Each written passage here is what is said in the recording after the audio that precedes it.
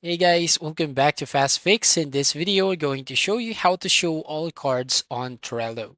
So first off here, if you're going to open your Trello, so here you can view all of the cards that you have been assigned or added yourself to across all boards and sort them by board or due date by going to your cards page.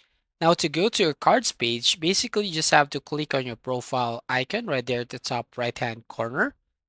And then from here, you just need to click on this cards. And once you click on cards, then on the next page, you will find all of your cards on Trello board, as you can see right from here.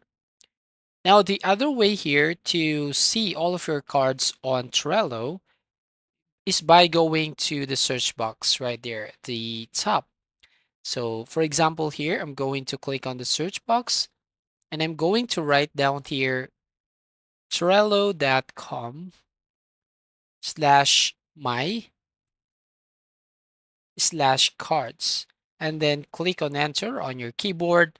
And once you click on enter, then you'll be directly go to your cards page and you'll find all the cards on your Trello.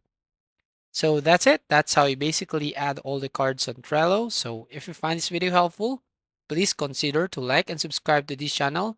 And don't forget to hit the notification bell to notify you on the next video.